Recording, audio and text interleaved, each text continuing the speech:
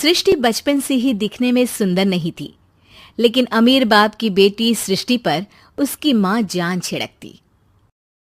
मेरी बेटी कितनी प्यारी है, भगवान सबको सृष्टि जैसी बेटी दे। सृष्टि धीरे धीरे बड़ी होती है। एक दिन सृष्टि की सहेली कहती है, तू दिखने में कितनी अजीब सी है, लेकिन मैं जानती हूँ हम सब में सबसे अच्छी शादी तो तेरी ही होगी।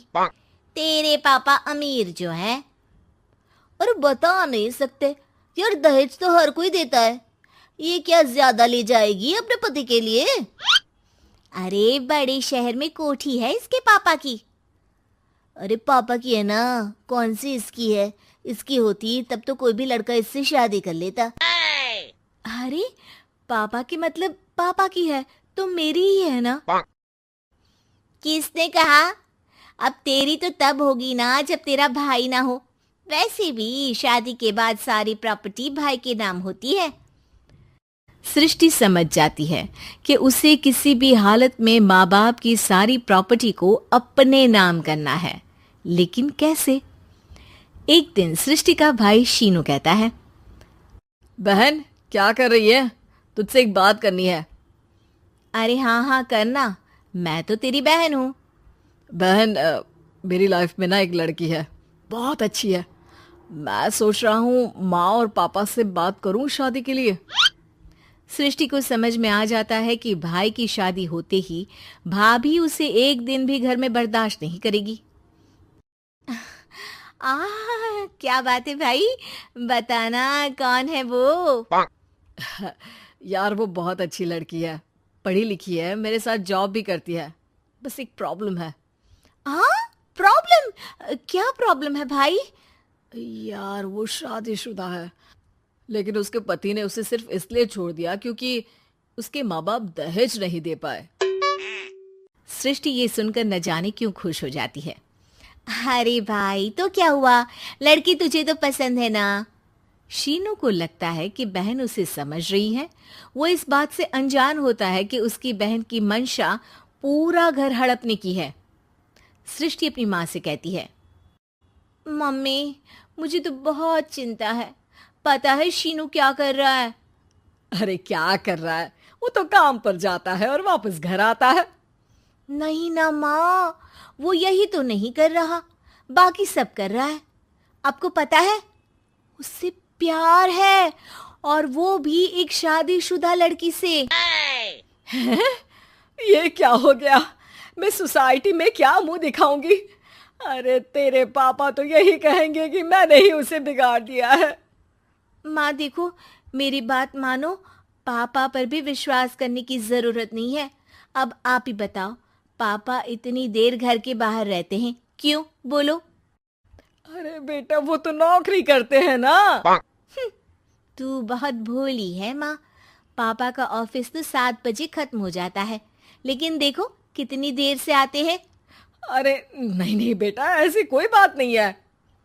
सृष्टि माँ को एक औरत से बात करते पिता की फोटो दिखाती है।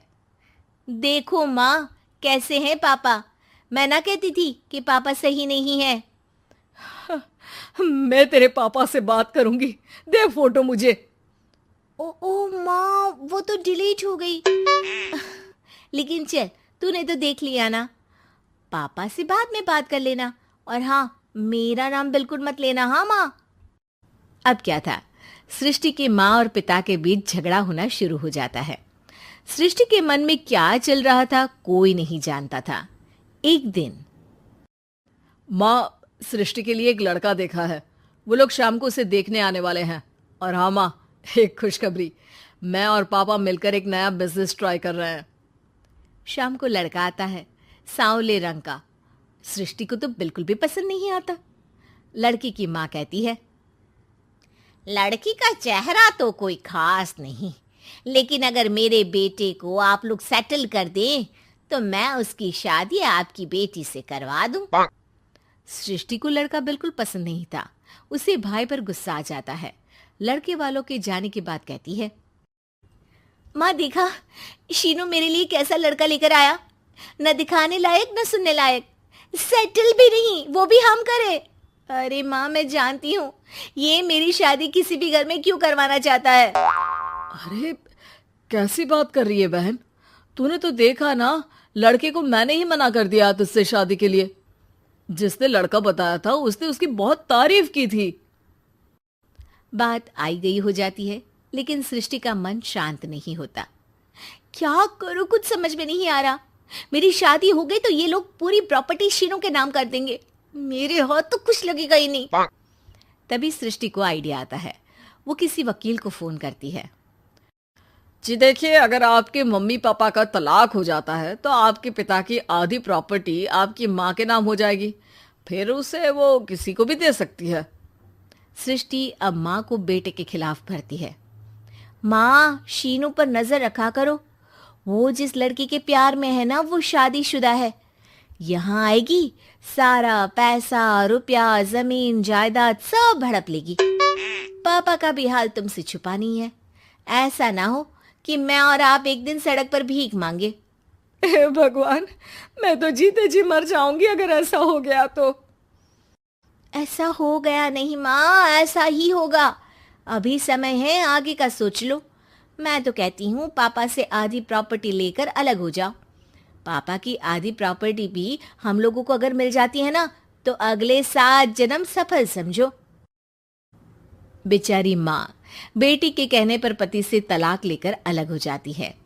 सृष्टि अब पैसों से गाड़ी और अपने दूसरे महंगे शौक पूरे करने लगी। उसके दोस्त भी उसके पैसे इस्तेमाल करते। सृष्टि, कल तुम कहाँ थी? मैं सारा दिन घर पर अकेली थी। तो मैं क्या करूं? मैंने ठेका तो नहीं लिया है ना तुम्हें संभालने का। माँ को सृष्टि से ये उम्मीद नहीं थी। वो बैठकर रोने लगती है। वहीं उसका पति यानी कि सृष्टि के पिता आ जाते हैं। मैं जानता था कि तुम्हारा यही हाल होगा, तो आपने मुझे रोका क्यों नहीं? मैं रोकता तो तुम रुकती क्या? सृष्टि के कहने पर तुमने मुझ पर अपने बेटे पर शक किया, लेकिन तुम ये भूल गई कि कैसे हम दोनों ने मिलकर जीवन में इतना सब खड़ा किया। माँ पति के गले लग जाती है। मुझे माफ कर दीजिए, मैंने आपकी कमाई का एक बड़ा हिस्सा गवा दिया। कोई बात नहीं, तुम साथ हो तो मैं ऐसी 7 प्रॉपर्टी खड़ी कर दूंगा। तभी वहां सृष्टि आ जाती है रोते हुए। माँ, मयंक ने मुझे छोड़ दिया। वो बोल रहा था जब तक मेरे पास पैसे थे तब तक ही वो मेरे साथ था। पापा, माँ, मुझे माफ कर दीजिए।